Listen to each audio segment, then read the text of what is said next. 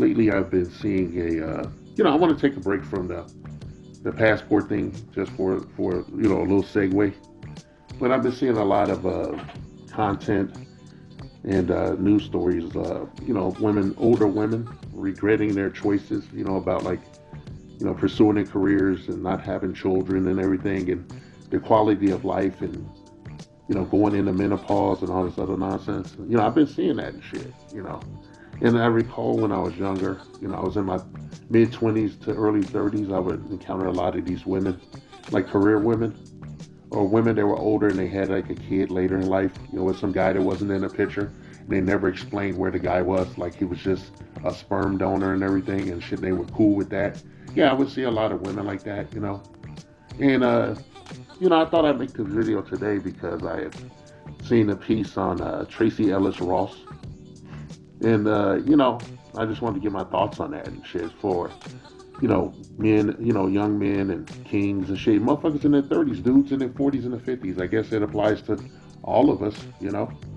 And basically what I'm saying is like, don't go to the retirement tour, that these women be taking, these formerly, like, I guess, high value women, they're spinsters now and they're drying up down there and they on that like retirement tour and shit. And they're trying to compete with younger women and shit. I hate to say compete and everything. I never thought of it like that, you know. And I remember, when I was younger, meeting these types of women and shit. Like I would say, like 40% of the women I met between, my mid 20s to my mid 30s and shit were very attractive and shit, but they had this like static look on their face, like this angry ass look that turned me off. Or they showed up with a kid, and I'm not talking about a small kid. I'm talking about a kid that was a preteen or a teenager or something. Wanting me to be the stepdaddy, literally. Like the one older female sent her kid to my job and shit to learn something, I guess, and shit, without even asking me. Yeah, that actually happened to me. Well, now, I actually talked to the kid, and I told him, well, watch your ass, kid, There's a rat race out there. I thought some bullshit.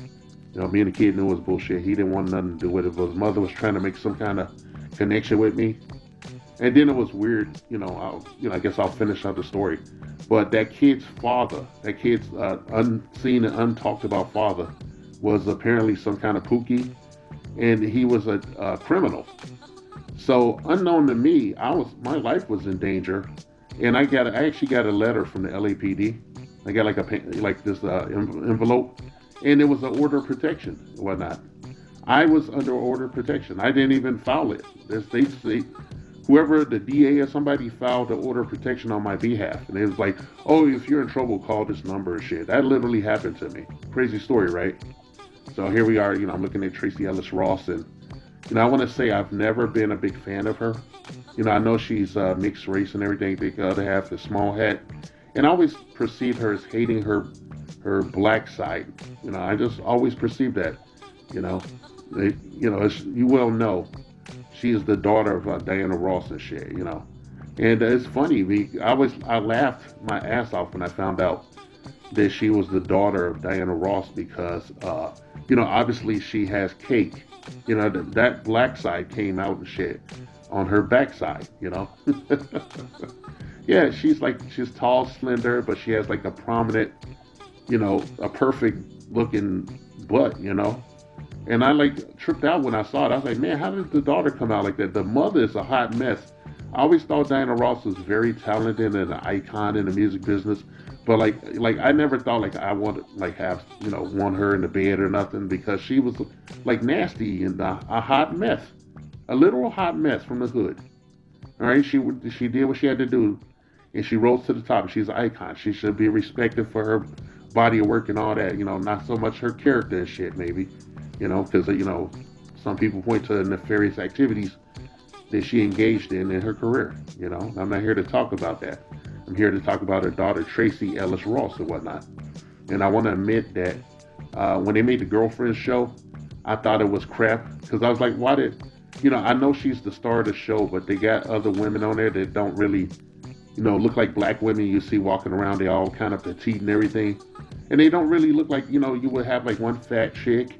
You have a medium chick, like, a medium regular looking chick. You have Tracee Ellis Ross, and then you have like a hoe, You know, pretty much they should have got the cast from Waiting to Exhale to be to be the girlfriend's supporting characters since Whitney Houston. Yeah, you know, I want to be honest as shit. Whenever I watch, the only reason I started watching Girlfriends was because of Tracee Ellis Ross's ass. Okay, I like seeing her walk around. I like seeing that curve of that thing, and that she was fine as hell. But like personally speaking, even back in the day when I was just looking at that to see her ass, I never thought like, I always thought like if I ever met her, if I was I come up in status and everything and met her, I would just give her the middle finger because she was her mother's daughter and shit to me. She always seemed like she hated her black side more than anything. And then, these days, she's past 50, I guess, or she's made it. She's at 50, which makes me older than her. Um, not by much, but by like 1 or 2 years. But you know, she's like the last couple years, last maybe almost a decade, man. She's been putting out like every now and then. She's been putting out these thirst traps and shit. And she actually posed nude. At one point, she had some kind of nude pictures out, and it was like very tasteful and shit. I really didn't like it because she didn't see her like. I'm like, look, bitch, I don't want to see you looking at me. I want to see you from the back. Okay, just turn all the way around, look at the wall and shit. I'm a man. Okay, I'm not gonna get on here and act like do the thing that black men do when we go out in the real world. We have to like create this persona like, oh, I'm safe. I'm a eunuch. I'm a social eunuch and shit. You're safe with me. I'm not gonna jump your bones and shit. And I think we need to get away from that. Just be who we are, unapologetically masculine and shit. Behoove somebody's definition of what that is. So that being said, I have to be honest and say that I looked at Girlfriends because of her ass and nothing else. I didn't care about shit else on the show. And they knew it because they always had her wearing tight dresses and shit. Sometimes I guess she would fight it and wear like these baggy like pants or something.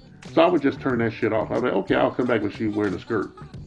I know it sounds shitty, okay? I ain't gonna apologize for being a man and everything.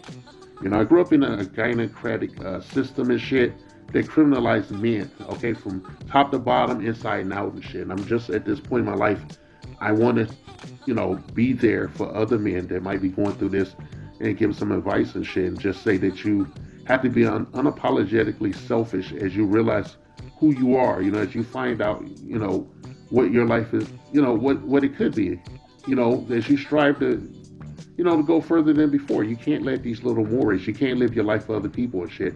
Part of that is being unapologetically masculine and shit. And to that end, I want to say that, I looked at the puff piece with Tracee Ellis Ross. She experiences some regrets about her life and this and that and the other. But she also, tries to turn it on his ear and say like, nobody could give me the life I was already enjoying and shit. And therein lies the problem and shit. They really don't understand anything, okay? I was talking about provider. If you hear a woman talking about being a provider and all that shit, that woman is not in contention for anything to me. I would tell my own son not to fuck with her. All right, literally. Because it's an emotional connection. They don't understand, they've lost it. The women of today have lost it. The women in the West, they have lost the riddle of steel, okay? It's in the flesh, okay? It's in the essence, okay? It's not a business deal. And none of that shit is a business deal. When somebody loves you, a man loves you and cherishes you and wants you to be his wife, he's going to do all that shit you talk about without question. Okay? He's going to do that without question. There's no need to talk about that. You have to find yourself, you have to find your identity outside of him if you have those issues and whatnot. He's not your dad. You have daddy issues if you're talking to some guy about being a provider and shit at length, okay, ad nauseum, okay? And, I'm looking at Tracee Ellis Ross, obviously looking at her ass and then the black and white picture. And, I have a picture of her today. And I'm just saying, like, a lot of these bras, when they get old and shit, they want to do what another content creator, termed the reach back. All right, the fucking reach back, and you can't be there when they reach back and shit. You can get some of these women calling you up and shit, trying to talk to you and stuff. I've had people hit my sparse social media presence, trying to contact me. If I had people come in on on a fake profile and think I didn't know it was them. People I know, who they were. Like, when you see somebody naked and shit, you pretty much you know who that is. Even if they're wearing clothes. I don't want to get into it. I just want to say, hey, Miss Ross, you squandered your years and everything, and I regret, watching Girlfriends just for your ass and shit. I didn't watch much of it. I would just look at it like sparsely and keep it a buck and shit. But I gotta say, like, I don't see where you had any body of work that, that stands out. You're not like, a great actor or anything and shit. It was all about your ass and shit and who your lineage. That Diana Ross was your mom. Okay, you had a small head father and shit, and you're tall and slender with the apple, with the baby dunk back there and shit. And these are the reasons you had a career and shit. You was in the system. You were born into it and shit. There's nothing special about you. And I don't think that anybody should co-sign any bullshit coming out of her mouth, because she's basically doing a reach back, to the public and shit, to the male contingent of the public, I would say, and shit. Why is she making these articles? Other shitty women, that's old like her, they know what they go through and shit. They gambled everything on a career and shit, and then they got old and they got all this shit, but they ain't got no human connection. They don't have any children or anything. What is their legacy and shit? You can't take it with you. Maybe she could adopt some children. I don't know if she has or hasn't. I don't know if she's ever been married or anything. But I just know I see a lot of thirst trap pictures, and I want to say that she is in phenomenal shape at her age, which is, you don't see that all the time and shit, especially in the regular world, in the real world and shit. The world, there's another world beneath this, you see real women, okay? And I've borne this out. I've actually gone and looked back for some women that I knew in my past, and they look like, they built like Florida Evans and shit. They used to be built like goddesses, their bodies all shot out and they made all these fucked up decisions, or some of them are married and shit. Some of them settled. Like I actually know a girl that was built like an Instagram model from her early days, from her her pre-high school days, and she did a unique thing in that she was ran through early and shit, but she got her backup plan like right when we were graduating from high school and shit. She already put like her hooks in her backup plan in. I guess they're okay. So like sisters and like, the sisters of the future, as far as I'm concerned, it's more about me telling young men to not be that option. We can tell them all day, but you have to show them. That's why these videos exist and shit, okay? You don't have to be anyone's backup plan. You can be selfish, You have the mindset of these career women when you're trying to self-actualize, maximize your potential. Don't feel guilty about anything, your preferences or anything. Don't feel guilty about that shit. How are we gonna grow and learn as a people if we stay in a petri dish? How are we gonna do that?